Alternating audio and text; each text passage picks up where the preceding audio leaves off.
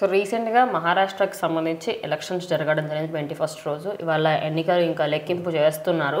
And మహారాష్ట్రకి సంబంధించి స్పెసిఫిక్‌గా మాట్లాడుకోవాలంటే మరాఠ్వాడ అండ్ విదర్భ ఈ 2 ఏరియాస్‌లలో ఆయన వెళ్ళి ప్రచారం చేయడం జరిగింది. డిప్యూటీ సీఎంగా ఆయన ఇంకో రాష్ట్రానికి వెళ్ళి చేయడం అనేది నిజంగా ఖచ్చితంగా మోడీ గారు ఏదో ఒకటి అనుకుంటారు. ఆయన వెళ్తే ఖచ్చితంగా గెలుస్తామని.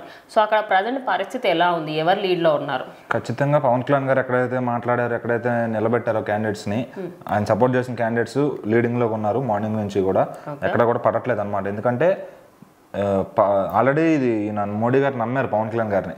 పవన్ కళ్యాణ్ గారి క్రేజ్ ఈ రోజు అలా ఉంది. ఎందుకంటే ఆయన తెలుగు రాష్ట్రాల్లోనే కాకుండా ఇటు మహారాష్ట్రలో కూడా వెళ్తే కూడా అంత ఫేమస్ అయ్యారు. ఎందుకంటే మోడీ గారు ఆయన ఏం చెప్పారంటే, నా వెనకాల ఉన్న తుఫాన్ పవన్ కళ్యాణ్ అని చెప్పారు. సో అంత గౌరవం ఒక ప్రధానమంత్రి దగ్గర నుంచి రావడం అనేది నిజంగా వరం. అది ఈయనకున్న పొజిషన్ కన్నా చాలా పెద్దదని చెప్పొచ్చు ఆ మాట. సో ఇప్పుడు ఈయన నమ్మారు అంటే బీజేపీ పార్టీ మొత్తం పవన్ కళ్యాణ్ గారిని నమ్ముతుంది. సో ఈయన ఎంతసేపు ఇక్కడ డిప్యూటీ సీఎంగా మిగిలిపోయడం బాధపడుతున్న ఫ్యాన్స్కి అర్థం చేసుకోవాల్సింది ఏంటంటే, ఈయన వెళ్ళి పక్క రాష్ట్రంలో కూడా గెలిపించగలిగే సత్తా ఉంది ఈయనకి. సో ఏంటంటే మరి ఇప్పుడు ఈయన ఒక హీరో. అదే పార్టీ వాళ్ళు సల్మాన్ ఖాన్, షారుఖ్ ఖాన్, అమీర్ ఖాన్ పిలిపించవచ్చు ప్రచారం కోసం. బట్ ఈయన ఎందుకు పిలిచారంటే ఈయనకి ఆ పొలిటికల్ నాలెడ్జ్ ఉంది, ఈయన చేసే గుణం ఉంది, నిలబడే దమ్ము ఉంది, ఈవెన్ వాళ్ళని నిలబెట్టే దమ్ము కూడా ఉంది. కాబట్టి పవన్ కళ్యాణ్ గారిని వాళ్ళు పిలిచి ఆ ప్రచారాన్ని పిలిపించుకున్నారనమాట. సో నెక్స్ట్ ఇంకెక్కడన్నా జరిగినా కూడా పిలిచే అవకాశం ఉంది క్లియర్గా. ఎందుకంటే ఇప్పుడు ఈయన్ని ఓన్ చేసుకుంటున్నారు. బహుశా ఏంటంటే ఈయన జనసేన పార్టీలో కానీ లేకపోతే, అసలు ఈయన పెట్టకపోయి ఉంటే ఖచ్చితంగా బీజేపీ పార్టీ వాళ్ళు ఈయన పార్టీలో కలిపేసుకునే అంత అభిమానం ఉంది ఈయన మీద. సో మరి అక్కడ మంచి పొజిషన్ ఇచ్చేవాళ్ళం.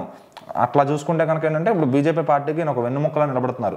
సో మన రాష్ట్రంలో తెలుగుదేశం పార్టీకి అట్లా అయితే బూస్ట్ ఇచ్చారో, పక్క రాష్ట్రంలో కూడా మోడీ గారి కోరిక మేరకు వెళ్ళి ఎక్కడంటే అక్కడ మహారాష్ట్ర అంటే మహారాష్ట్ర నిలబడి ఆయన నిలబెట్టడం అనేది నిజంగా గ్రేట్ థింగ్.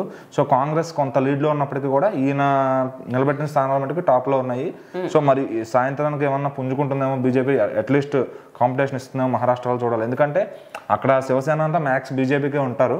సో మరి మెజారిటీ ఉంది కాబట్టి అక్కడ ఈసారి కూడా బీజేపీ వస్తుందని అందరూ అనుకుంటున్నారు. సో మరి కాంగ్రెస్ వేవ్ కూడా నెక్స్ట్ టైంకి పుంజుకుంటున్నారు వాళ్ళు. ఆల్రెడీ తెలంగాణ, కర్ణాటక మొదలైంది. సో తమిళనాడు కూడా సపోర్ట్ కాంగ్రెస్కే ఉంది. సో కాంగ్రెస్ కూడా ప్రధానమంత్రికి టార్గెట్గా పెట్టుకొని ప్రతి రాష్ట్రంలో మార్పు తీసుకొస్తున్నారు అనమాట. సో మరి మహారాష్ట్రలో ఏమవుద్ది అనేది ఈవినింగ్ కానీ తెలియదు. చూద్దాం మరి ఈవినింగ్ రిజల్ట్ బయటకు వస్తుంది, అప్పుడు తెలిసిపోతుంది.